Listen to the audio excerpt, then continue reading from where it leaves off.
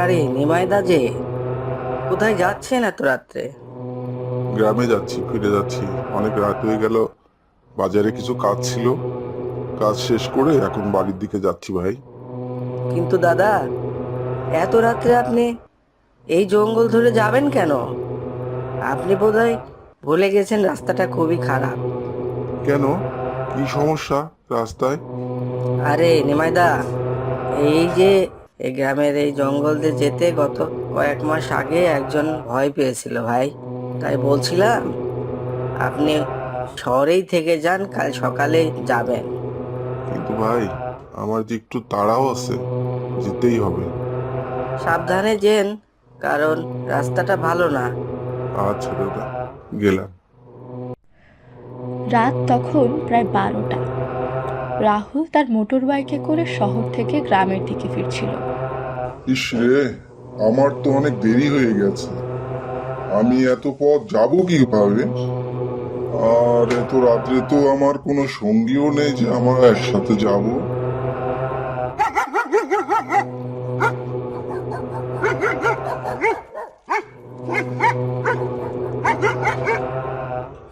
গান গাইতে গাইতে চলে যেতে পারবো,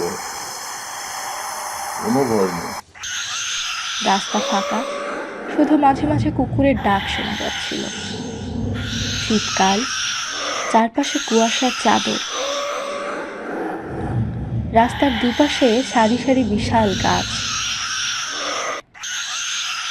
তাদের ছায়া রাস্তার উপর এক অদ্ভুত অন্ধকার সৃষ্টি করেছে। এত অন্ধকার জীবনে দেখি নাই বাবা। মনে হচ্ছে সমস্ত গাছগুলো যেন গায়ের উপরে উঠে পড়েছে। এত বড় বড় গাছ, ভয় লাগছে। না না না, মনে সাহস নিতে হবে, তা না হলে তো এত পথ যেতে পারবো না। রাহুল একটু তাড়াতাড়ি ফিরতে চাইছিল, কারণ মা তাকে বলে দিয়েছিলেন বেশি রাত করে ফিরবি না, ওই রাস্তা ভালো না। কিন্তু সে এসব কথায় বিশ্বাস করতো না। মোটর বাইকটা ঝড়ের গতিতে ছুটছিল। হঠাৎ রাহুল দেখল রাস্তার ধারে একটা কালো শাড়ি পরা মহিলা দাঁড়িয়ে আছে। রাস্তার মাঝখানে না, ঠিক পাশে, যেন কারো জন্য অপেক্ষা করছে। কে ওখানে? কে কে রাস্তার ধারে? কে ওখানে এত রাতে কি করে? কে? দাঁড়াবো?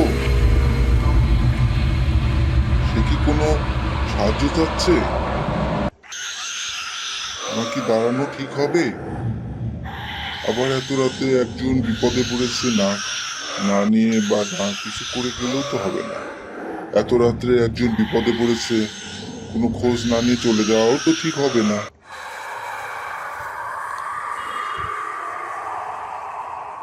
আপনি আপনি এত রাত্রে এখানে কি করেন?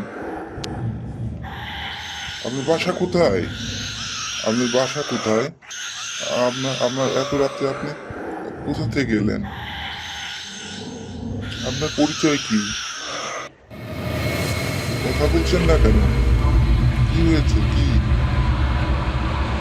আপনি এত রাত্রে এখানে, আর কারো কোনো সাহায্য লাগবে?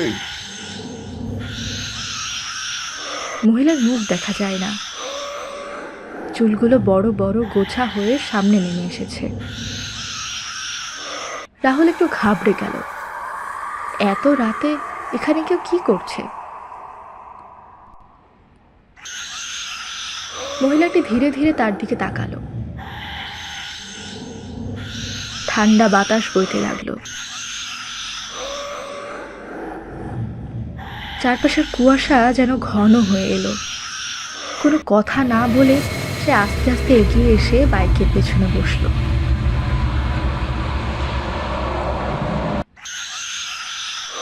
রাহুলের গা ছমছম করছিল।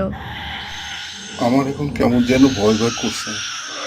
আসার সময় সুচিত্রা যে বললো রাস্তাটা খারাপ, আমার মনে হয় আসাটা ঠিক হয় না। তা না হলে এমন লাগছে কেন? মনের ভিতরে ভয় ভয় তৈরি হচ্ছে। আমি কি কোনো সমস্যায় পড়তে যাচ্ছি? কি বুঝতে পারছি না। মহিলার শরীর থেকে একটা অদ্ভুত ঠান্ডা অনুভূতি আসছিল।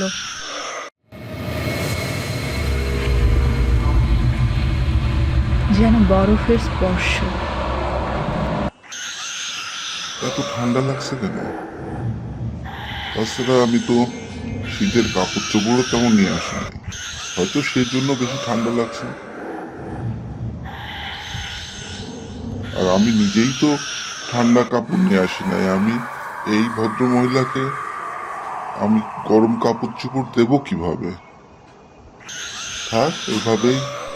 কিছু দূর যাওয়ার পর রাহুল অনুভব করলো মহিলার ওজন যেন ধীরে ধীরে বেড়ে যাচ্ছে। প্রথমে হালকা মনে হলেও এখন মনে হচ্ছে কেউ যেন একটা ভারী পাথর তার বাইকের পেছনে বসিয়ে দিয়েছে। বাইক চালানো কঠিন হয়ে পড়ছিল। কি ব্যাপার, গাড়ি যে চলতেই যাচ্ছে না। এত জোরে স্পিড দিচ্ছে তবুও গাড়ি যেন থেমে যাচ্ছে, আগাইতেই যাচ্ছে না। কি করি?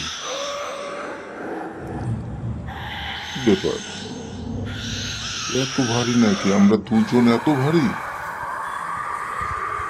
গাড়ি যেন পিছনের দিকে যাচ্ছে, গাড়ি সামনের দিকে আগাচ্ছেই না। কি হলো গাড়িতে? এখন যদি পথের মধ্যে গাড়ির কোনো সমস্যা হয় তাহলে তাহলে কি এক সমস্যা।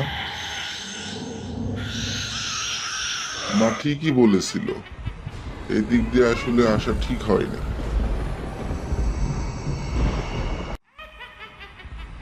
কিন্তু কোনো উত্তর এলো না। রাহুল একটু ভয় পেয়ে পিছনে তাকালো, আর তখনই সে দেখতে পেল মহিলার কোনো মুখ নেই। হঠাৎ বাইকটা বন্ধ হয়ে গেল। সমস্ত রাস্তা নিস্তব্ধ, শুধু হালকা বাতাস বইছে। মহিলাটি ধীরে ধীরে মাথা ঝুঁকিয়ে তার দিকে তাকালো, কিন্তু চোখ নাক মুখ কিছুই নেই। আহ, বাঁচাও বাঁচাও বাঁচাও, আমায় বাঁচাও, আমাকে বাঁচাও, কে আছো? আমাকে বাঁচাও। এই এই কি সর্বনাশের হাতে পড়লাম, বাঁচাও বাঁচাও, আমাকে বাঁচাও। কিন্তু তখনই পেছন থেকে শোনা গেল এক ফিসফিসানো গলা। তুমি আমাকে রেখে কোথাও যেতে পারবে না।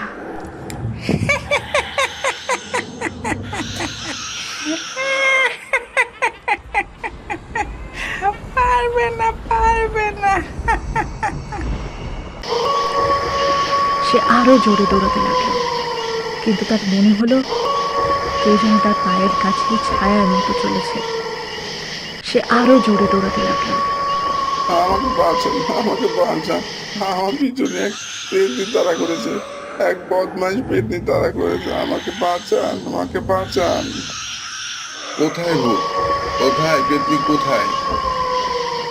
ওই যে, ওই যে দেখুন, ওই যে উপরে দেখুন। এই এই শয়তান পেতনি, কেন এর পিছনে নিচ্ছিস তুই? কেন এর পিছে তোরা তাড়া করছিস? বল। হ্যাঁ কার্তিক, তুই এখান থেকে যা। আমি অনেক দিন খাইনি, আমি ক্ষুধার্ত। আমি মানুষের মাংস খেতে চাই। আমি ওর ঘাড় মোটকে খাবো, তুই ওকে ছেড়ে দে। হ্যাঁ, ছেড়ে দেব? হ্যাঁ, এত সহজ? তুই এই ছেলেকে ঘাড় মোটকে খাবি আর আমি বসে থাকবো না? তোরই কি করি তাই দেখ। তুই এখান থেকে যাবি নাকি ভিতর থেকে আমি গঙ্গার জল নিয়ে আসবো? বল, তারা দেখাচ্ছি। আনবো আনবো। না না, গঙ্গা জল এনো না। আমি এখনই চলে যাচ্ছি, আমি চলে যাচ্ছি, তুমি থামো কার্তিক, আমি চলে যাচ্ছি। ঠিক আছে, যা যা, তোকে আমরা ছেড়ে দিলাম। যা, আর কোনোদিন এই ছেলের পিছু নিবি না। যা যা। এই এই এই ছেলে, শোনো, চলো তোমাকে এগিয়ে দিয়ে আসি। আর রাতে ভুলেও এই রাস্তা দিয়ে যাবে না। চলো তোমাকে এগিয়ে দিয়ে আসি। চলুন, চলুন। আমার আমার খুবই ভয় করছে, আপনি চলুন, একটু আমাকে এগিয়ে দিয়ে আসেন। তোমার নামটা কি বাছা? জি, আমার নাম নিমাই। তোমার বাড়ি কোথায়? এই তো আর একটু গেলেই আমার বাড়ি, আমার বাড়ি। এই পাশের গ্রামেই আমি থাকি। আর রাত্রে এদিকে দিয়ে কখনো যাবে না, আহ? এই রাস্তাটা তো খুবই খারাপ। ভাগ্যিস আমি ছিলাম, না থাকলে তো তোমার ঘাড় মোটকে একেবারে পিন্ডি চটকায় দিত। এই তো, এই তো চলে এসেছি তোমার তোমার গ্রামের কাছে। আমি আর যেতে পারবো না বাবা, আমি আর যেতে পারবো না। ধন্যবাদ কাকা। আপনি কার্তিক কাকা না? হ্যাঁ, আমার নাম কার্তিক। এই বুধির মালিক, ওই মুদিখানার দোকানের মালিক আমি। আচ্ছা, যাও, আর পিছন ফিরে তাকাবে না, ঠিক আছে? সামনের দিকে চলে যাও, পিছন ফিরে তাকাবে না, হ্যাঁ? ঠিক আছে কাকা। কার্তিক কাকা, আপনাকে অনেক ধন্যবাদ। বাবা, আমি আমি রাস্তায় অনেক বিপদে পড়েছিলাম বাবা। কি হয়েছিল এত রাত্রে তুই? এই রাস্তা দিয়ে আসলি কেন? জানিস না রাস্তা খারাপ? এই রাস্তা দিয়ে তুই কেন আসলি? কি হয়েছিল বল? আমার বাবা, আমার পেটটি তাড়া করেছিল। আমি অনেক কষ্টে প্রাণ ফিরে পেয়েছি। আমি যে কার্তিক কাকার ওখানে যেয়ে পড়ি, কার্তিক কাকা আমাকে বাঁচিয়ে এখানে এগিয়ে দিয়েছে। কার্তিক কাকা অনেক ভালো মানুষ। আমি অনেক কষ্টে প্রাণ ফিরে পেয়েছি। আজ কার্তিক কাকা না থাকলে আজ মরেই যেতাম। কার্তিক কাকা মানে? কোন কার্তিক? ওই যে মুদির দোকানদার কার্তিক। আরে, মুদির দোকানদার তো কার্তিক, সে মারা গেছে সে 10 বছর আগে। কার্তিককে পেলে কোথায়? কার্তিকের ছেলে এখন দোকানদারি করে। তুই কার্তিককে পেলি কোথায়? এই যে মাথায় টাকওয়ালা যে লোক, সেই লোকটা কার্তিক না? হ্যাঁ, সে লোকই কার্তিক। সে তো 10 বছর আগে মারা গেছে। এখন তার ছেলে, সেই ওই দোকান দেখাশোনা করে। আর এত রাত্রে তো কার্তিকের দোকান খোলা থাকে না। কার্তিকের দোকান তো এই সকাল সন্ধ্যা রাত্রেই বন্ধ করে দেয়। তাহলে তাহলে তাহলে সেই লোকটা আমাকে আগায় দিয়ে গেল, সেই লোকটা কে? কি তার পরিচয়? তাহলে কি সেও ভূত?